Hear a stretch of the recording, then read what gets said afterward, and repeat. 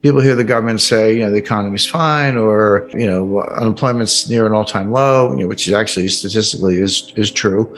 And they kind of nod and go, yeah, it's all good. And then reality is the stuff that hits you in the head like a 2x4. The propaganda is positive. We can talk about that in a little more detail. The reality is harsh, and reality wins. There's a very good book on this by Robert Shiller, Nobel Prize-winning economist at Yale University. I'm not a huge fan of your garden variety PhD economists, but there are some good ones out there, and he's one of them.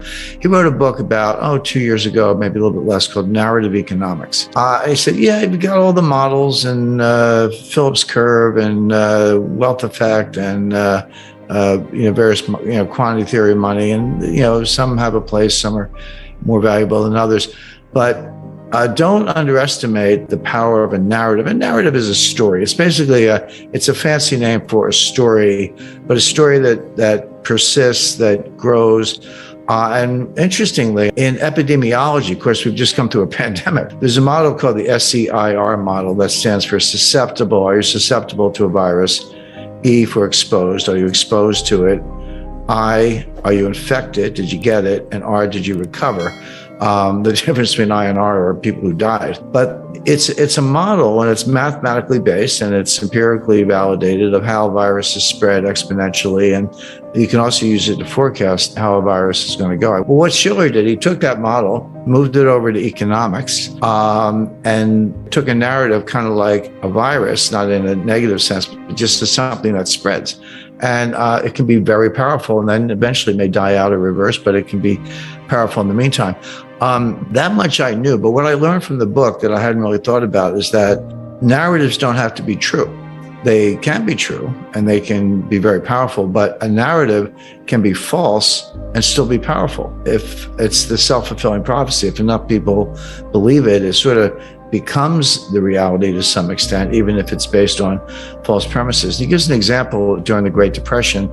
The Great Depression really was two technical recessions, but there was a period from 1929 to 1933, election of Franklin Delano Roosevelt. And then there was another period from 1933 to 1937. The 37 and 1940 part we leave aside for this purpose.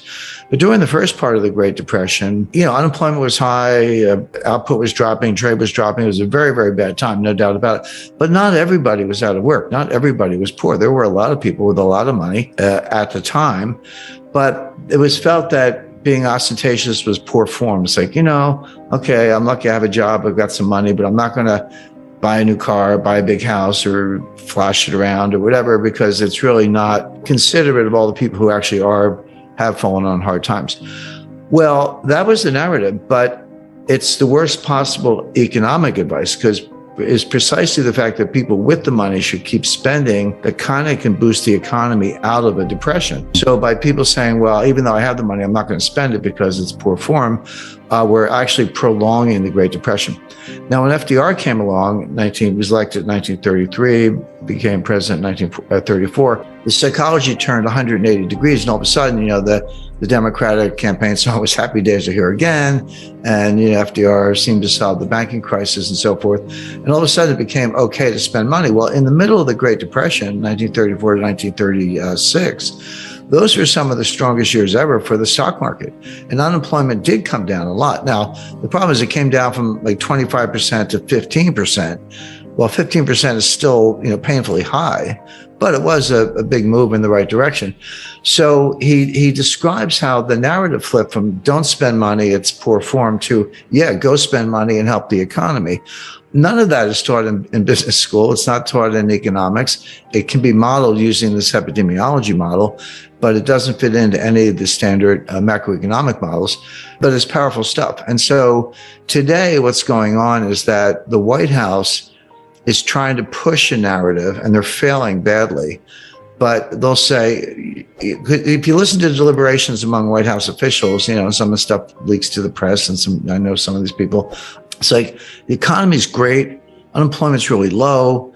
We've created all these jobs since the pandemic, but we're doing a really bad job of messaging. The point is, inside the White House, they're frustrated that the positive economic story is not getting out.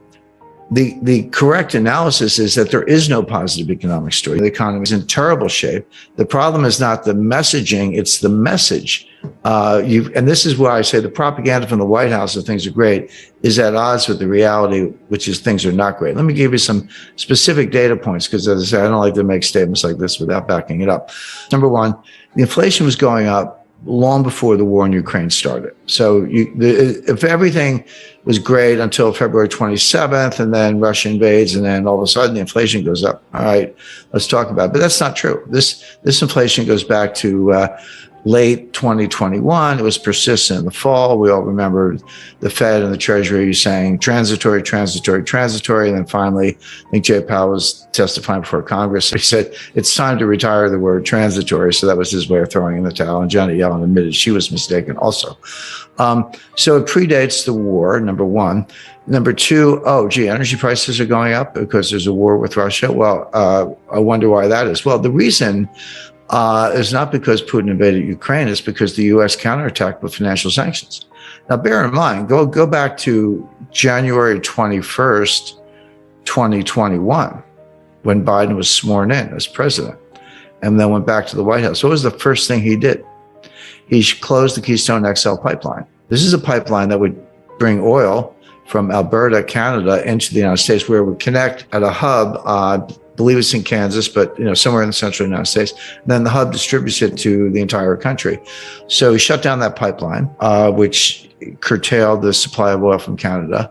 Then ended new leasing, oil and gas exploration leasing on federal lands, handicapped the fracking industry, took a number of other steps using environmental tools, climate alarm, government subsidies, et cetera, to basically, to the extent possible, shut down the U.S. energy industry as much as possible. Now, you can't shut down completely, of course, but everything happens at the margin. And then we end up with oil prices doubling or tripling, really, from $40 to $120 in under a year, which is comparable to what happened in 1973 with the Arab oil embargo. And then Biden wakes up and says, guess we need more oil. And he wants to reopen leasing. I said they shut it down. They did, but he wants to reopen it. He's begging Saudi Arabia to pump more. Saudi Arabia is kind of not returning his phone calls.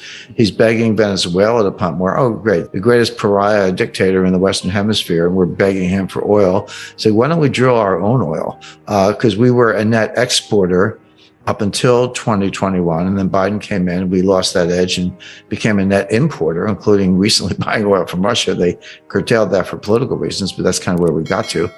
So you wonder why the price of energy is going up. In other words, this damage was self-inflicted, but don't be misled by the headlines because they're, again, this narrative, but they're not actually doing it. So the point being, the price increase and the inflation in the U.S. has very little to do with Putin, and everything to do with the U.S. handicapping its own energy industry, begging dictators for oil, and the influence of the climate alarmists. And by the way, that whole crowd want higher gas prices. They want gas to be $7, $8, $9 a gallon because they expect that will accelerate the transfer to electric vehicles and make the electric vehicle more attractive relative to the internal combustion engine. Now, that's another fantasy. It won't happen. We don't have time to go through all the physics of it. And, output of energy by weight, gasoline compared to batteries and the pollution of batteries and the fact that, we don't have the charging stations. And even if we did, where's that electricity coming from? Oh, coal. It will never happen. But meanwhile, they're destroying the U.S. economy in pursuit of an ideological point that will never actually happen. Another example of propaganda versus reality. Narratives are powerful, but reality is more powerful.